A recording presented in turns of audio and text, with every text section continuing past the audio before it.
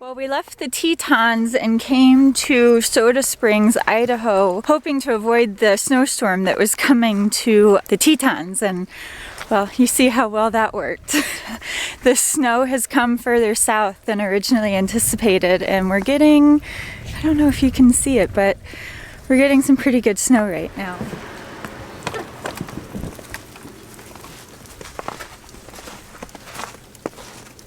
So normally when it's snowing, we'd take all this in and none of this would be out except for the power cord, but this was so unexpected we didn't even think about it last night. And luckily nothing's frozen, but it's still all out here and the hoses are going to be like bricks, so that kind of stinks. Is what it is. All right, well, I think we've made the decision to go ahead and move on today. The snow has definitely slowed down quite a bit, and as the day progresses and it gets slightly warmer, the sun is sort of trying to come out back there. The snow on the ground is turning to slush, so hopefully we're able to get out of here without any problems. But This has been fun. It was actually kind of a welcome surprise. It was kind of magical when you look out the window and you wake up and see white on the ground and you're not expecting it.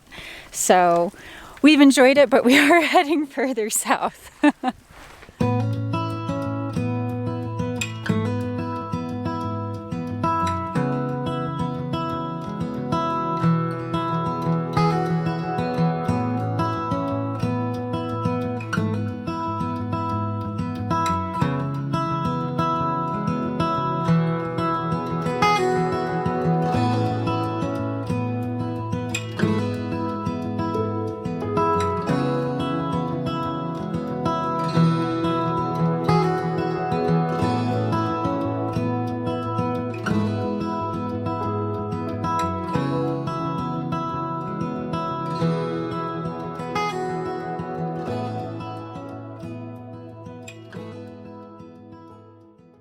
And have come to the Bonneville Salt Flats. We're actually staying on some BLM land out here.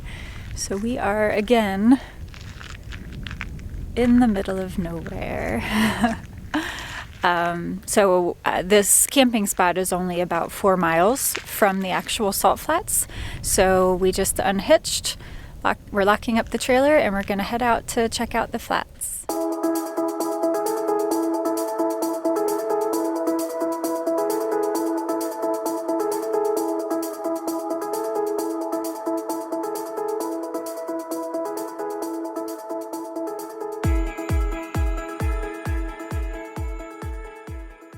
We've made it to the famous Bonneville Salt Flats, just outside of Salt Lake City, Utah. They are covered in water right now. We're here at the very beginning of October, and we've had quite a bit of rain here recently. Yeah. So I guess this is fairly common. In the summer it dries out, but in the spring and fall it can be very wet. Basically like a shallow lake. Yeah, every August they have a huge event here where people try to break world speed records or land speed records. So. Yeah, it's called Speed Week here at the Bonneville Salt Flats. Actually, there was supposed to be an event here this weekend, the weekend that we're here, but obviously because of all the water, it's not going to happen. Apparently this dries up pretty quickly because it's so shallow, but yeah, there's at least, from what I can tell, several inches of water here right now. It's funny, you're driving down this long straight road and you can get going pretty fast, and then all of a sudden the road just ends into the salt flats. So no warning, no signs, no anything, just we're lucky dead we ends. didn't just launch ourselves straight into the water.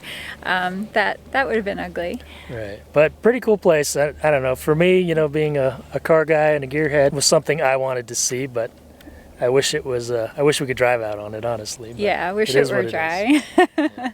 Oh well, we'll just have to come back. There you go.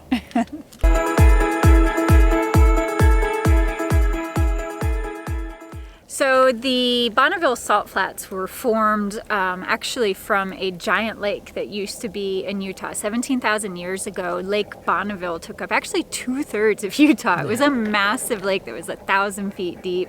And just over time and climate change and the Ice Age and all of that, the Bonneville Lake started to evaporate and evolve and turn into a bunch of smaller lakes, thus creating the Bonneville Salt Flats. So the salt flats that we know today are 12 miles long by 5 miles wide. They take up about 30,000 acres or 46 square miles, so a really large area. Yep, and the speed limit on the Salt Flats is 1,000 miles an hour. And according to Google, nobody has gotten a ticket yet. Yeah, apparently some of the fastest speeds have been clocked over 600 miles an hour out here, but nobody's gotten close to that speed limit yet. It is run by the BLM service. It's managed by the BLM service, so coming out here when there aren't any events going on is completely free. Completely free, and you can drive out onto the flats, so pretty cool. Yeah,